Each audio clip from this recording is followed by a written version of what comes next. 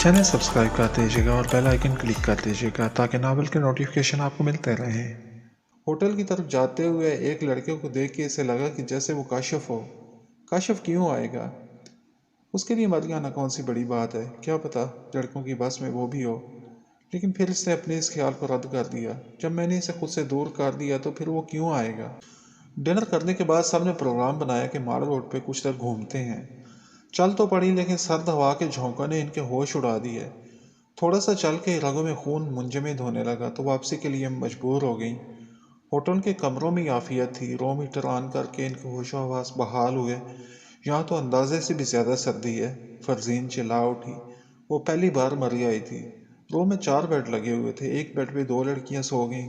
Side पे mattress पड़े हुए थे, वो नीचे बिछा के कुछ इस पे सो गईं। अजनबी जगह थी, नींद आनी मुश्किल थी।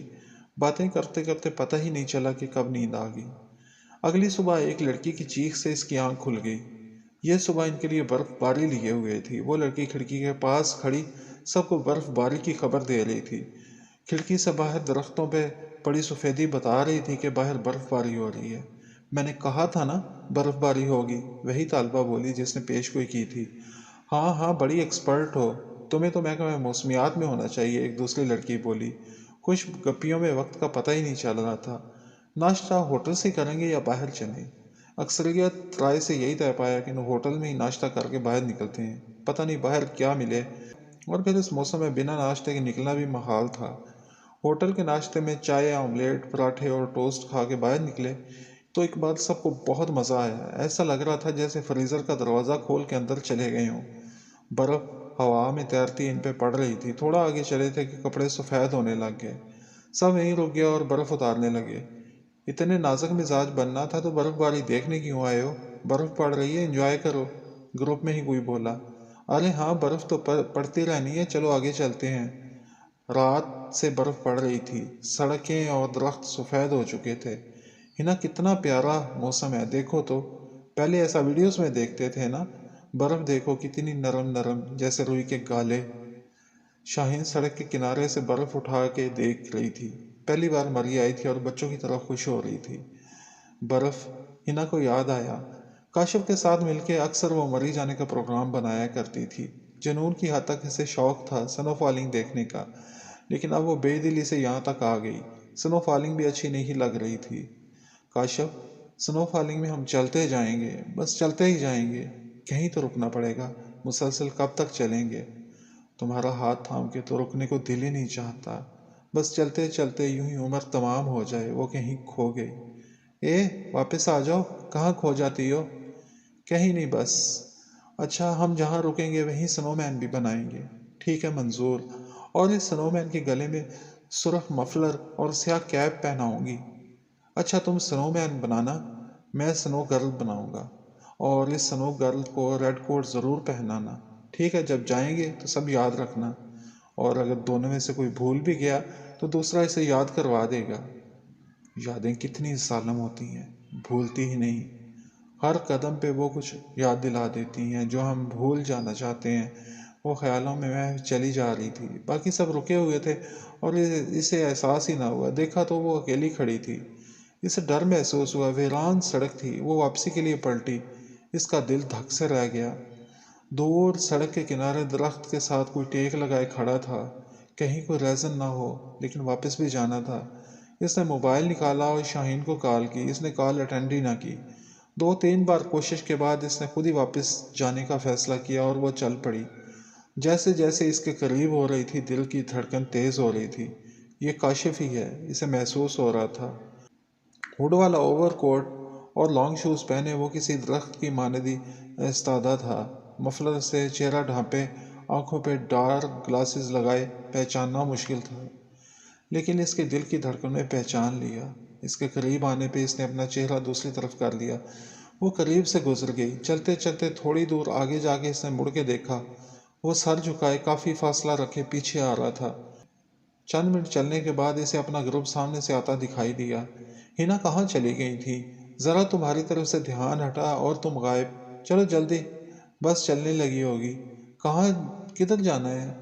अभी अयूबिया चलेंगे, वहाँ चेयर लिफ्ट पर बैठेंगे, कितना मज़ा आएगा।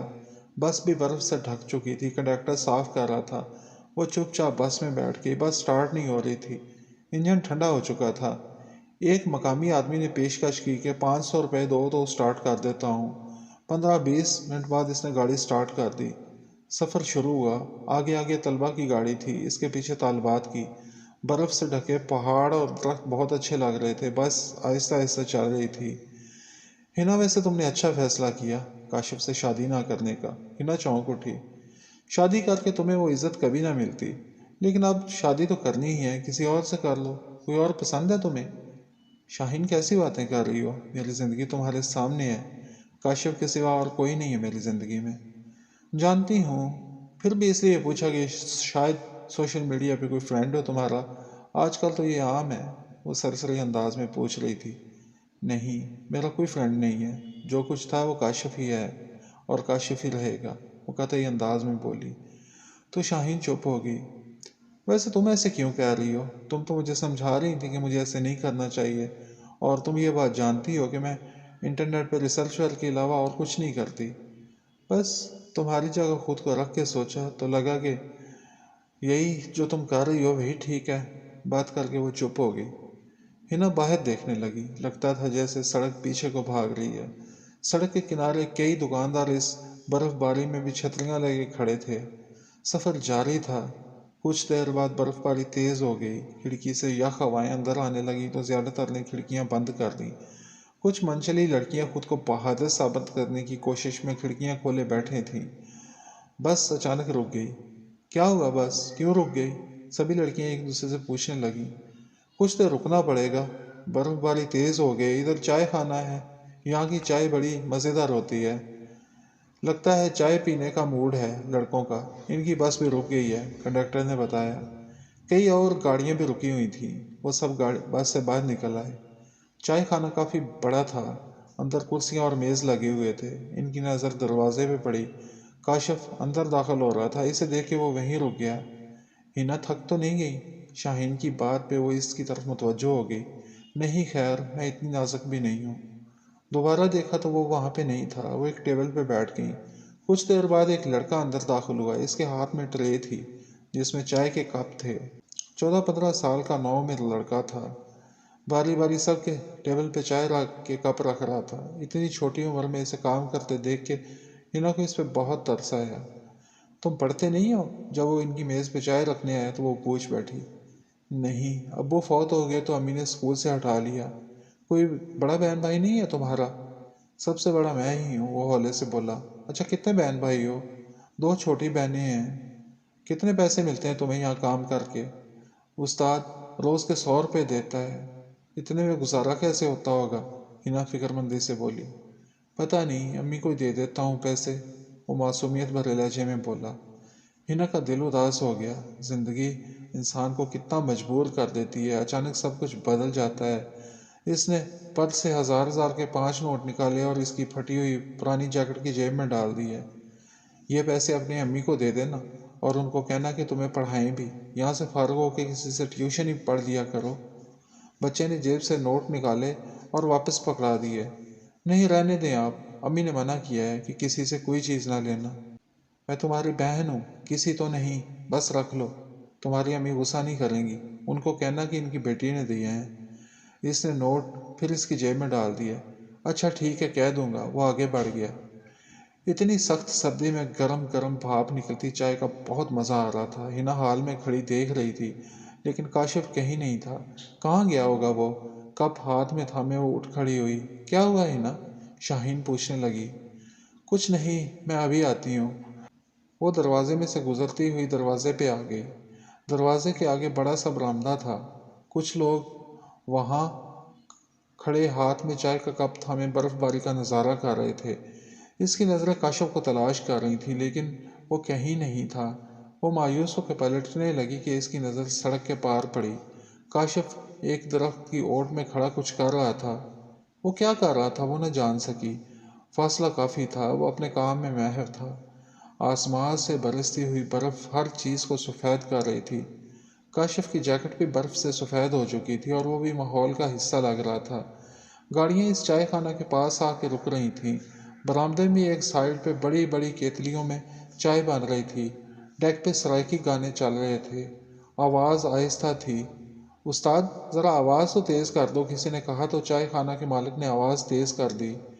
ہینا کی توجہ کاشف کی جانب تھی، سرائکی گانوں میں اس کی دلچسپی ذرا برابر بھی نہیں تھی۔ گانا شروع ہوا تو وہ چونک گئی۔ دھن اور شاعری کا حسین امتزاج تھا، وہ گانے میں کھو گئی۔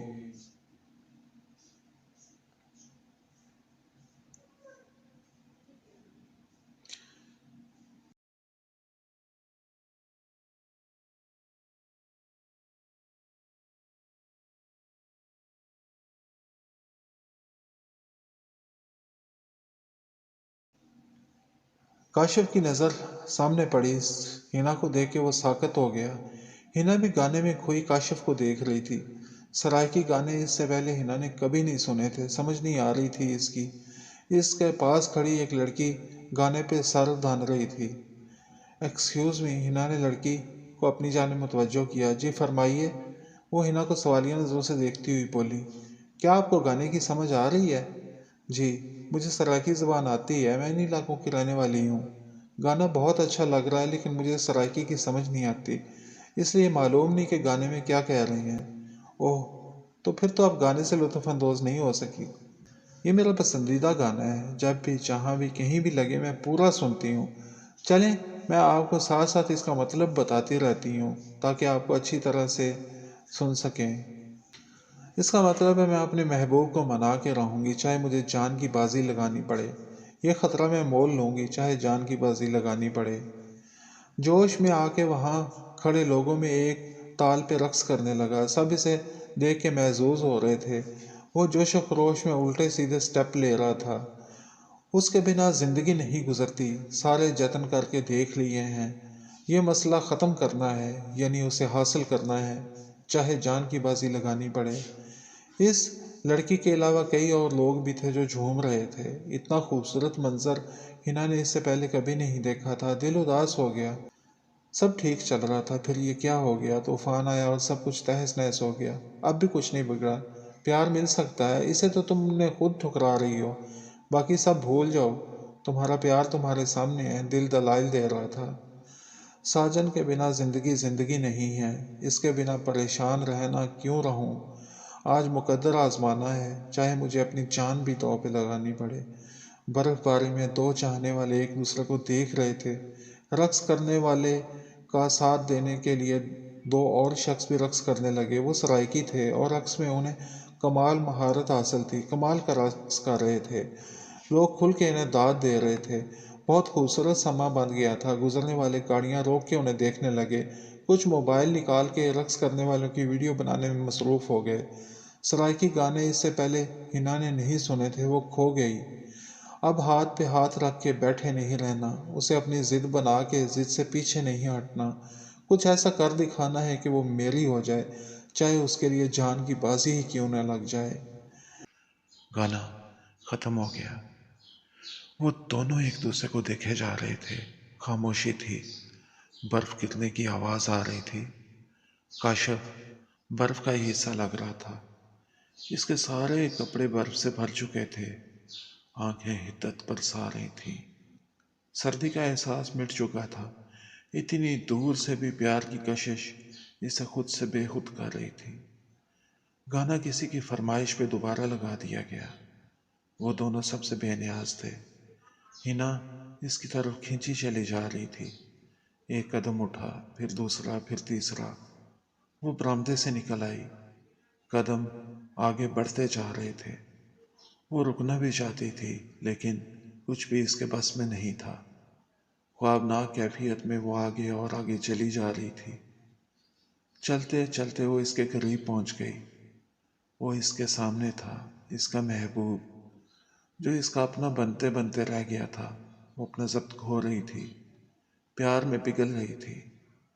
دل چاہ رہا تھا سب کچھ بھول کے اس کی باہوں میں سما جائے، اسی کی ہو جائے ہمیشہ کے لیے، ہر بات کو نظر انداز کر دے۔ زمانہ کچھ بھی کہے، زمانے کو کہنے دے۔ وہ آگے بڑھنے لگی تھی کہ کسی نے اس کے کندھے پہ ہاتھ رکھ دیا۔ ہنا، وہ شاہین تھی۔ اس کے بڑھتے قدم رک گئے، وہ ہوش میں آ گئی۔ سردی بہت ہے، بیمار پڑ جاؤ گی۔ کاشف نے ایک نظر ان کو دیکھا اور ان کے قریب سے گزرتا ہوا ہوٹل کے اندر چلا گیا۔ چلو اندر چلتے ہیں، دیکھو تم پہ کتنی ساری برف پڑ گئی ہے۔ اسے خود کی فکر کب تھی۔ ایک منٹ شاہین، وہ آگے چل پڑی۔ کہاں جا رہی ہو ہنا؟ شاہین نے پوچھا، لیکن وہ اس کی بات کو نظر انداز کرتی ہوئی درخت کے قریب آ گئی جہاں کاشف کچھ کر رہا تھا۔ اس درخت کو دیکھ کے وہ گمسم ہو گئی۔ درخت کے تنے پہ ہنا، کاشف دونوں کا نام گودا ہوا تھا۔ برف باری میں وہ یہ اہم کام کر رہا تھا۔ دیوانہ۔ اس کے ہونٹوں سے الفاظ پھسل پڑے اور آنکھیں مسکرا اٹھیں۔